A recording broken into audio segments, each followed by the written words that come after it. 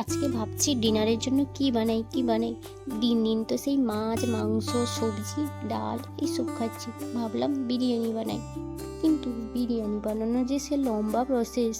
এমন কিছু একটা বানাই যেটা খেতেও খুব টেস্টি হবে আর চটজলদি বানানো যাবে। তাই এখানে আমি 500 গ্রাম মতো মিডিয়াম সাইজের চিকেন নিয়ে নিয়েছি। তারপর এতে দিয়ে দিলাম 1 চামচ লবণ, লঙ্কার গুঁড়ো হাফ চামচ, 100 গ্রাম মতো টক দই আর দিয়ে দিচ্ছি লেবুর রস। তারপর চিকেনকে সব কিছুর সঙ্গে ভালো করে ম্যারিনেট করে 1 ঘন্টার মতো রেখে দেবো।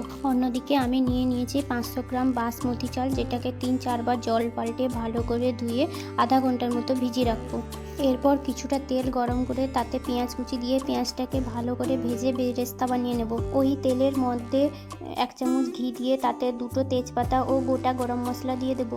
কয়েক সেকেন্ড গোটা গরম মশলাটাকে নাড়াচাড়া করে এর মধ্যে দিয়ে দিচ্ছি পেঁয়াজ কুচি। পেঁয়াজটাকে লাল লাল করে ভালো করে ভেজে নেব। তারপর দিয়ে দেব ওর মধ্যে ম্যারিনেট করা চিকেনটাকে 5 মিনিট মতো নাড়াচাড়া করে দিয়ে দেবো 2 চামচ আদা রসুন কাঁচা লঙ্কা বাটা। আবারও 5 মিনিট মতো নাড়াচাড়া করে যে পাত্রটায় মাংস ম্যারিনেট করে রেখেছিলাম ওই পাত্রটা ধুয়ে কিছুটা জল দিয়ে দেবো। এরপর ঢাকা দিয়ে 10 মিনিট মতো রান্না করে নেব।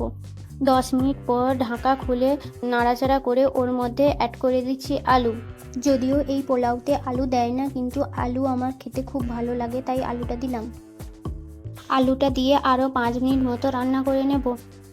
এরপর এর মধ্যে অ্যাড করছি ভেজানো জল ঝরিয়ে রাখা চালটা দেওয়ার পর হালকা হাতে 1-2 বার নাড়াচাড়া করে ওর মধ্যে অ্যাড করছি 1 কাপ দুধ আর 4 কাপ গরম জল। তারপর দিয়ে দিলাম পরিমাণ মতো লবণ আর সামান্য একটু চিনি, কয়েকটা পুদিনা পাতা আর চেরা কাঁচা লঙ্কা। তারপর ঢাকা দিয়ে রান্না হতে দিলাম। 10 মিনিট মতন পরে ঢাকা খুলে দেখি আর অল্প একটু জল আছে। তারপর এর মধ্যে দিয়ে দিলাম ভেজে রাখা বেরেস্তা আর 2 চামচ মতো ঘি। আবারও ঢাকা দিয়ে 5 মিনিট রান্না করে নিলাম। 5 মিনিট পর আমার রান্না পুরোপুরি রেডি। পোলাও থেকে দারুণ একটা স্মেল বেরোচ্ছে। চলো এবার টেস্ট করার পালা। চলো প্রথমে বড় মশাইকে দিয়ে টেস্ট করাই। খেয়ে দেখো কেমন হয়েছে বলো।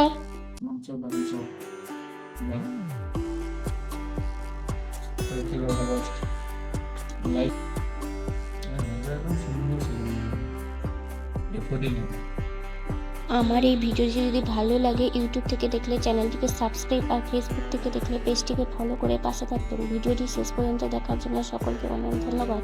তাহলে এখনকার মতো টাটা।